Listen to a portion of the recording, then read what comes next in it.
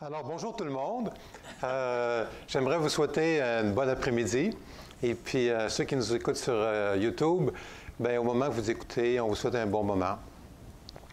Dans ma réflexion, pour amener le sujet, les idées, il y en a des tonnes qui viennent, et puis on essaye de faire quelque chose.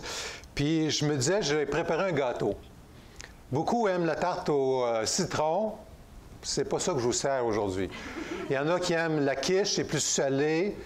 Moi, je vous ai préparé un gâteau. Est-ce que c'est un gâteau d'anse ou un gâteau des anges? Je ne le sais pas. Mais quand je l'ai retiré du plat, je suis obligé de le recouvrir de crémage. C'est ce que je vais faire aussi après-midi, essayer de mettre du crémage sur mon gâteau. Alors, le titre de mon message, puis j'espère que vous allez vous souvenir, en disant, la prédication, c'est vraiment du gâteau. Bon, renégocier notre espérance pour notre communauté, sans fermer les yeux sur notre réalité. Je pense que c'est une réflexion qui est pour tout, qui dans le fond, qui pourrait être pour toute communauté à tout moment de sa vie. Mais c'était le thème de l'espérance.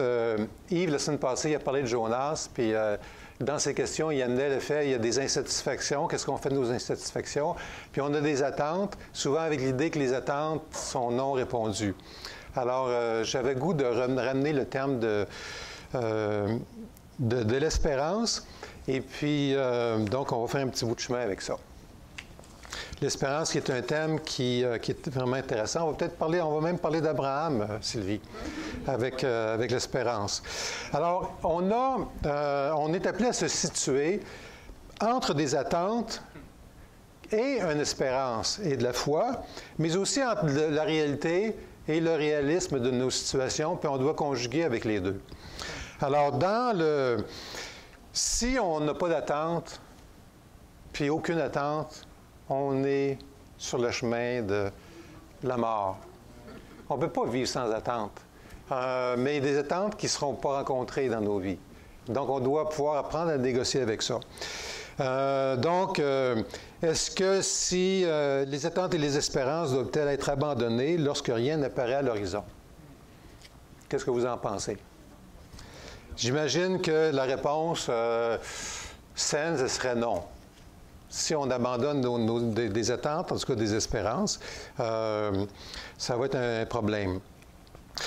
Jonas, j'en ai reparlé un petit peu avec Yves jeudi, il n'a pas été l'exemple dans sa vie personnelle, mais il a été choisi par deux points dans le Nouveau Testament parce qu'il a amené un message de repentance et puis il était 3 jours dans le ventre du poisson. Puis ces 3 jours-là dans le ventre du poisson ont été un signe pour Ninive. Ils ont dû dire, wow, ça a dû savoir qu'il il n'a pas dû garder ça secret, qu'il était 3 jours ça a dû se savoir. Et puis pour Jésus aussi, c'était un point qu'il recevait. Mais pour ce qui est de l'espérance de sa vie personnelle, bien, c'est peut-être pas ça qu'on apprend de Jonas. Mais dans l'espérance, on va référer à Abraham, la veuve qui demande justice, on l'a déjà partagé. Ou l'appel de Jésus qui disait, si vous avez la foi, vous pouvez déplacer des montagnes. Alors les montagnes, c'est ce qui souvent se met dans le chemin de l'espérance. On fait une différence entre l'espérance et l'attente. En disant l'espérance va être plus fondée, les attentes, ça peut être renégocié, mais on a besoin de garder ce champ ouvert. Dans la réalité, bien, c'est vrai. Si on prend par exemple notre Église, par exemple, ou d'autres églises, beaucoup d'églises au Québec, ils vieillissent. Il y a eu toute la situation de la COVID, puis le post-COVID. Et puis, des fois, la relève, c'est un défi pour beaucoup d'églises. Alors, tout ça peut nous amener dans des insatisfactions, mais on doit le regarder en face avec courage et sérénité. Je voulais mentionner un point la semaine passée. J'ai tellement aimé le culte qu'on a eu ici, parce qu'on avait une célébration, une consécration d'enfants. J'ai trouvé que c'était un exemple de vie familiale, spirituelle, riche, accueillant. On avait plein d'invités qui sont venus. J'ai trouvé ça tellement... moi, ça m'a fait tellement plaisir. J'étais fier de notre assemblée. Alors, juste, je voulais le mentionner. Vous m'avez déjà entendu parler d'un mot à 3 lettres? Le CAP. Oui. Alors, je voulais faire une réflexion sur le CAP par rapport à la communauté. Il y a le cadre, comprendre le cadre extérieur, c'est tout ce qui est l'environnement spirituel inclus, évidemment inclus, qui nous influence. Et qu'on peut se protéger, l'accueillir. Il y a un cadre, il y a quelque chose qui nous influence. L'appropriation, c'est mon être, que ce soit l'être individuel ou l'être de la communauté. Nous avons une couleur, on apprend à se connaître, à se développer. C'est tout dans l'appropriation. Et la pratique. On n'a pas de transformation s'il n'y a pas de pratique. Dans tout développement, dans toute l'histoire de l'humanité, s'il n'y a pas eu de pratique, il n'y en a pas eu de progression. Mais on a les trois, puis particulièrement la question du cadre, pour les croyants, bien, on va être sensible à cette dimension-là. Alors, revoir le cap, cadre, appropriation et pratique, va être bon pour toutes sortes de situations. Je fais de l'accompagnement de personnes, puis il y a des situations de couple qui sont difficiles. J'ai l'impression que quand même tu es dans une situation difficile de couple, refaire un cap pour ta situation de couple, ça peut être quelque chose qui est utile, même quand tu as l'impression que ça s'en va vraiment par la porte de sortie. Alors, le cadre, le cap, là, on veut prendre le temps un petit peu de réfléchir à la communauté. On pourrait mettre énormément de choses dans le cadre. Dans le fond, notre source de réflexion, la pensée, on pourrait en mettre beaucoup. Par exemple, juste en dehors de l'enseignement théologique, il y a 21 églises dans le Nouveau Testament qu'on peut voir. Que ce soit les églises où Paul écrit, les églises d'Asie mineure, les églises qu'on voit dans Actes, Troas, Antioche, évidemment Jérusalem, Icône. Il y en a 21 églises, puis chacune, même si c'est des petites choses qui sont dites, on pourrait découvrir des choses sur leurs caractéristiques. Est-ce qu'ils étaient matures ou en maturité? C'était quoi les exhortations qui sont faites? Etc. Donc, il y a plein de choses qu'on peut apprendre. Mais j'ai réfléchi, j'ai repris quelques points que j'avais écrits dans mon mémoire de maîtrise sur l'Église. 3 buts. On se réitère, on se rafraîchit. Adorer Dieu. Donc, on corrige aussi notre représentation interne de Dieu, de chacun de nos membres. On ne fait pas juste l'acte d'adorer, comme si l'empereur arrive, puis tout le monde, soyez polis, ayez l'air d'adorer l'empereur, comme ça pouvait se faire dans le temps de Rome. Adorer Dieu, c'est tellement riche et profond, comme on vient de faire, que tu remarquais, Claude, qui est vraiment là. Édifier les membres. L'édification, c'est une transformation, c'est un encouragement. Il y a quelque chose de modifié dans les membres. Et puis de faire mission dans le monde. C'est sûr qu'on est appelé à faire ces choses-là. On n'est pas tout égal dans toutes les choses, mais on y touche. Puis souvent, on y va avec le quoi, les buts, mais le comment. Puis on continue de réfléchir au comment. Il y avait Edmond Clowney qui avait proposé 3 moyens, 3 comment, par la parole. L'enseignement et le partage de la parole qui nous instruit, qui nous donne une autre perspective. La mise en ordre. Vit-on ce que l'on croit? Ça, c'est une mise en ordre. Est-ce qu'on vit ce qu'on croit? On se pose la question. Est-ce qu'elle est confortable, la question? Pas toujours. Psaume 51 n'est pas toujours confortable.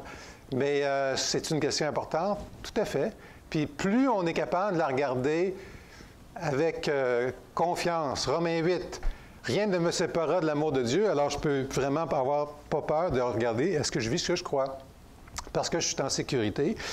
Et puis les actes de miséricorde, ce que je suis, je deviens, il y a une transformation dans mon agir. Alors ça, c'est les comment qui doivent se retrouver dans la vie de l'Église. Et puis, le côté un petit peu plus difficile, qui va peut-être venir des praticiens, c'est le dernier, c'est quand la communauté devient système, il y a toujours un risque d'une communauté. On avait la position Église et monde. Quand je suis arrivé surtout dans mon jeune christianisme, entre l'Église et le monde. Mais en réalité, l'Église est un système humain, puis peut avoir des tendances de système. Puis si on a les yeux, quand on dit non, ça ne peut pas nous arriver, on rentre dedans. Puis si on en est conscient, bon, on peut faire des choses. Comme par exemple le conformisme des gens sans transformation. On est juste dans le va-et-vient, le système. Un activisme sans qu'on ait une vision. On suit des activités, mais On a le cœur, l'élan n'y est moins. Consumérisme, complaisance. On vient écouter un film. Je suis allé écouter Avatar, puis je suis allé à l'église dimanche, puis c'était bon. Est-ce qu'on peut tomber dans la distraction spirituelle ou dans le déséquilibre entre le leadership et les membres? Le leadership surfonctionne, puis les membres sous-fonctionnent, par exemple. Ça peut être tout à fait l'inverse ou différemment, mais il y a toutes sortes de choses qui vont faire partie de qu'est-ce qu'on peut apprendre, qu'est-ce qui nous influence. C'est la lecture, c'est la réflexion qui peut venir nous influencer. Alors, on y va avec l'appropriation. Alors, l'appropriation, c'est de s'occuper de qui sommes-nous, où sommes-nous, d'où on vient, nos forces, nos faiblesses, notre récit, nos besoins. Est-ce que ce sont des questions superficielles? Non. On existe, puis notre transformation est, dans le fond, pour avoir des impacts à l'extérieur. Donc, on a besoin. Qu'est-ce qu'on regarde? Notre récit communautaire, nos besoins. Les besoins du leadership, les besoins des membres, nos aspirations. Une des aspirations qui pourrait être de base, puis je pense qu'elle est là vraiment, c'est que chacun des membres, on puisse grandir dans notre je comme liberté et guérison, qu'on puisse rentrer dans notre mission. On a tous une mission, un appel. On va faire une différence, que ce soit d'élever nos enfants, que ce soit dans la société, nos voisins, amener l'esprit du Christ, amener le message, le partage du Christ, tout ça. Et puis, le rapport à Dieu, notre communion. On va tous grandir en jeu, plus mature, en mission, puis en communauté. C'est l'objectif qu'on a pour s'approprier dans notre marche. Prendre compte des difficultés, des écarts. Mais il y a deux grands volets bibliquement, que je voulais pointer. C'est apprendre à s'observer, s'examiner. Est-ce que c'est une bonne chose? On peut rentrer dans une grande introspection ou on peut le faire de façon saine. Je voulais faire référence au verset de 2 Corinthiens 13:5. Faites donc vous-même votre propre critique et examinez-vous pour voir si vous vivez dans la foi. Puis il rappelle dans le même verset, Jésus-Christ est parmi vous. Donc, une des raisons pourquoi on va faire cet examen-là, c'est que Jésus est parmi vous, mais est-ce que vous vivez et vous vous laissez transformer par cette présence de Dieu, par de l'Esprit et de Jésus-Christ? Puis pour les Corinthiens, il y avait 3 choses qui étaient problématiques. D'abord, ils se laissaient influencer. Il y avait des mauvaises influences. Puis Paul leur a pointé. Il dit, moi, j'ai été comme votre père, puis je vous amène à Jésus-Christ, mais il y a des influences qui vous influencent différemment, puis qui vous amènent, dans le fond, à faire des pratiques dégradantes. Mais le premier point, c'est votre influence. Vous devez avoir un certain examen de qu'est-ce qui vous laissez, par quoi vous vous laissez influencer. On ne sera pas dans le même défi que Corinthe, mais la même question se pose. Qu'est-ce qui nous influence individuellement, certainement, et puis en Église, la question demeure pour nous, une question qui est là, qu'on garde devant nos yeux. Est-ce que ça nous amène à une bonne ou une mauvaise conduite? Paul disait, on veut votre rétablissement. On veut votre perfectionnement. Il y a une direction positive. Donc, il y avait un travail de discernement dans ces choses-là. Puis, il n'y a pas juste Paul qui le dit là, aux Corinthiens, il va le dire à Philippiens, faites fructifier votre salut. Il y a une prise en charge, il y a une réflexion. Marchons tous dans la même direction, puisque Paul sous-entend, c'est vers la maturité, la croissance en maturité. Alors ça va être notre appropriation. Et puis, 2 Pierre, éprouver les effets de ce salut et de cet appel. Éprouver, ça ressemble à vous observer, vous examiner. Il y a une espèce de regard lucide qu'on prend et puis qui nous aide à se situer.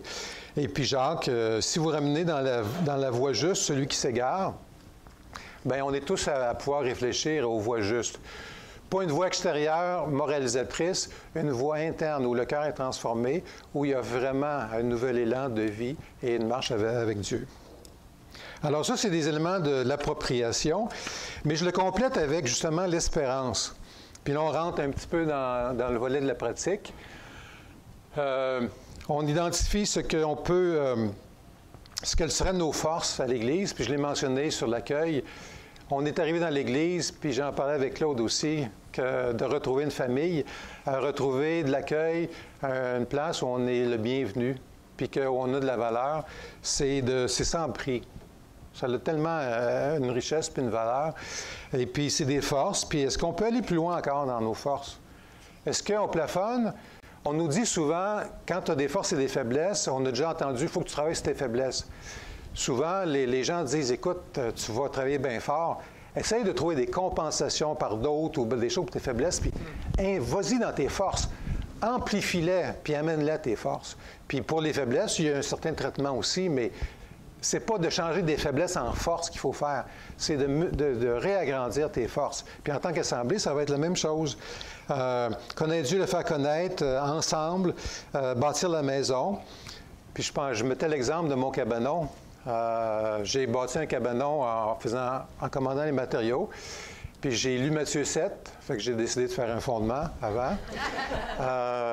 Avec ça, des pelles de cailloux, de garnottes, et puis une toile au fond. Et puis après ça, j'ai bâti mon cabanon. Puis, savez-vous quoi? Une fois qu'il est construit, je rentre dedans. Puis, je peux travailler dedans, je suis protégé de la pluie, ça marche. Construire un cabanon, ça donne un résultat. Alors, bâtir l'Église aussi. Bâtir l'Église aussi. Puis, on est dans ce processus-là. Et puis, c'est là que garder une espérance, pas une espérance, une espérance que le travail qu'on fait, l'énergie qu'on y met, ça vaut la peine. Alors, c'est là qu'on en vient à Abraham. Abraham, le père de la foi. Romains 4, Paul va dire Abraham, notre père, notre ancêtre. Puis on l'a souvent appelé le père de la foi. Mais est-ce qu'Abraham ne serait pas le père de l'espérance également? Il y a deux versets qui parlent directement d'espérance. Il y en a plusieurs dans le livre d'Hébreux. Mais Hébreux 6, 19 va dire « Cette espérance, nous la possédons comme une ancre de l'âme sûre et solide. » Puis là, évidemment, c'est une espérance en lien au salut en Jésus-Christ. Mais il y a une espérance. Puis l'espérance, c'est son âme, c'est notre âme. Plus loin, au chapitre 11, verset 1, il va dire « La foi est une façon de posséder ce qu'on espère et c'est un moyen d'être sûr des réalités qu'on ne voit pas. » Donc, les deux sont en corrélation. Puis là, tu dis, écoutons, est-ce que la foi, c'est l'espérance? L'espérance, c'est la foi? Bien, la vie d'Abraham va nous le montrer. Comment commence la vie d'Abraham? Il est avec son père, il y a de l'idolâtrie, on va l'apprendre par un verset plus loin. Il y a de l'idolâtrie, puis là, le Seigneur lui apparaît, puis il dit, quitte ton pays, voici les promesses. Si on les résume en 5 points, les promesses qu'Abraham a reçues, c'est de devenir un patriarche digne, d'avoir un pays, d'avoir une grande postérité qui va être une nation, d'avoir de la protection, puis d'avoir une source de bénédiction pour une multitude. Alors, tu sais, quelqu'un vous fait cette promesse-là, puis il y a la personne qui te fait la promesse du crédit, tu dis, wow, ça fait quoi? Ça fait jaillir l'espérance. Ça commence, la vie d'Abraham commence par de l'espérance. Il n'a pas dit, je vais te pardonner tes péchés. Ce n'est pas le contexte. Le seul commandement qui existe, c'est, après Noé, si quelqu'un tue, on va lui redemander son sang. Donc, c'est de ne pas tuer. C'est quasiment le seul commandement qui existe avant Abraham. Donc, il ne va pas lui dire « Hey, je te promets que je vais te pardonner mes péchés ». Mais il fait plein de choses qui amènent de l'espérance. Et puis, ça commence. Après ça, plus tard, il va commencer à avoir des obstacles. « Ouais, je vieillis, puis je n'ai pas d'enfant. » C'est là qu'il a dit « Je te fais confiance, Dieu. » La foi vient d'avoir... C'est vrai qu'il y a eu confiance dans celui qui lui donnait le message, mais ça commence par une espérance. Et puis, quand les obstacles viennent contre l'espérance, tu fais confiance à Dieu qui a fait les promesses. Et puis, il y a vraiment quelque chose pour nous à conserver. Vraiment, cette espérance, on la nourrit. Elle peut s'en aller, mais on la nourrit. Il y a l'équation qu'on peut faire, c'est espérance dans les promesses plus foi dans les obstacles égale progrès. Donc, on va avoir besoin des deux. Mais si on manque l'espérance, on n'y arrivera pas. Évidemment, si on manque de foi quand les obstacles viennent, on n'y arrivera pas. Mais le but, c'est qu'on puisse avoir du progrès. Non, cela, c'est le crémage que je rajoute, là. Alors,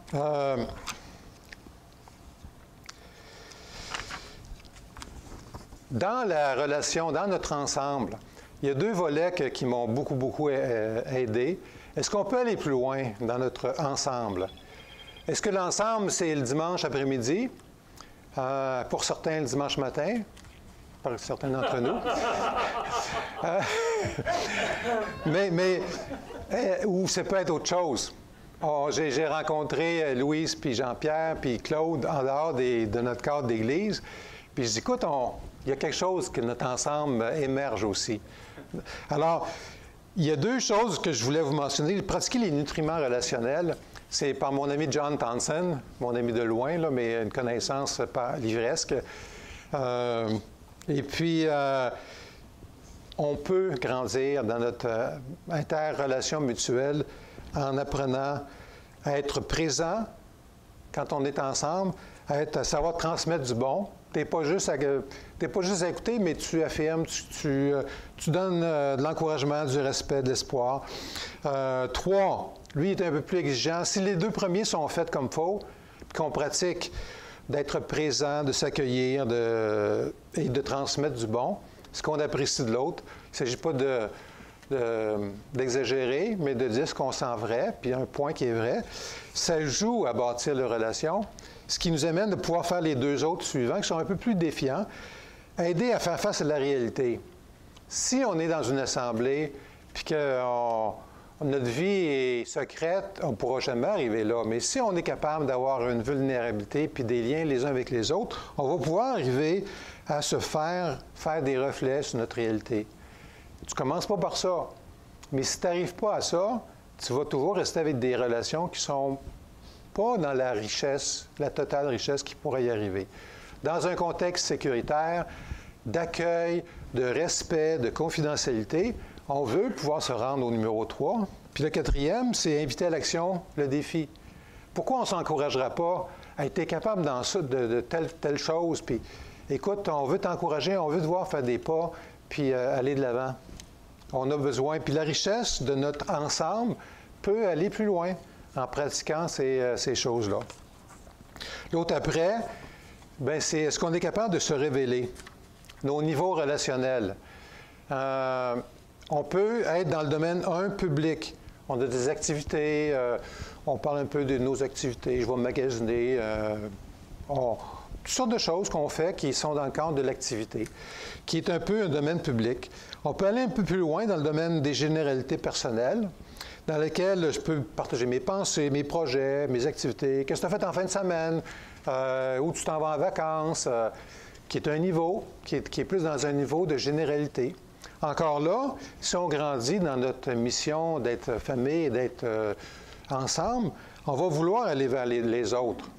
Un petit défi pour certains, parce qu'on est gêné, on dit « ouais, j'ai peut-être pas grand-chose à dire ». C'est pas vrai. Vous avez tous quelque chose à dire. Vous êtes tous dons de Dieu. L'aspect personnel, je vais être capable de pouvoir partager ce qui est important pour moi. Qu'est-ce qui est important pour toi? Qu'est-ce que je suis en train d'apprendre? C'est qui je suis, puis à quoi je m'identifie? On est dans une sphère plus personnelle et puis qui a une valeur. Puis dans le dernier, le 4e, ça c'est 4 niveaux par Vanessa Van Worst qu'elle proposait. Beaucoup d'autres ont proposé un peu différemment. Mais je vais être capable de dire mes difficultés vécues. Pas avec n'importe qui le premier venu nécessairement, mais quand tu bâtis une relation, qu'on puisse arriver vers ça, ce que les gens ne savent pas de moi, les forces qui m'ont façonné, mon héros, dans le sens que ce soit un héros biblique, un héros dans les livres, ou même, si tu vas voir chez Marvel, ce serait qui un héros qui, c'est une fantaisie, mais qui aura des qualités qui te parlent? Donc, ce qui est important, c'est évidemment de respecter la confidentialité, mais on peut toujours continuer de grandir dans ce volet-là, puis de voir ça. Alors, on arrive vers la fin. J'ai probablement dépassé mon 20 minutes, 20 minutes un petit peu, mais je m'inspire de Scott.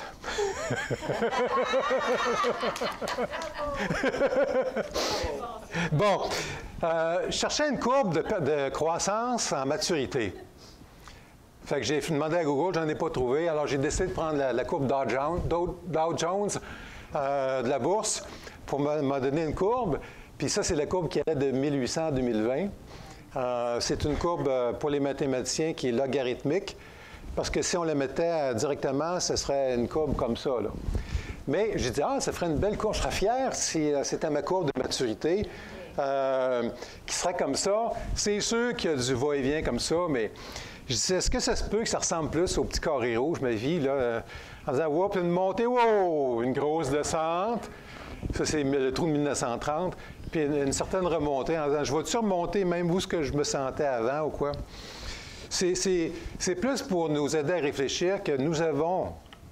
On va tous se rendre devant Dieu, puis à un moment donné, ça va être visible, notre courbe de maturité.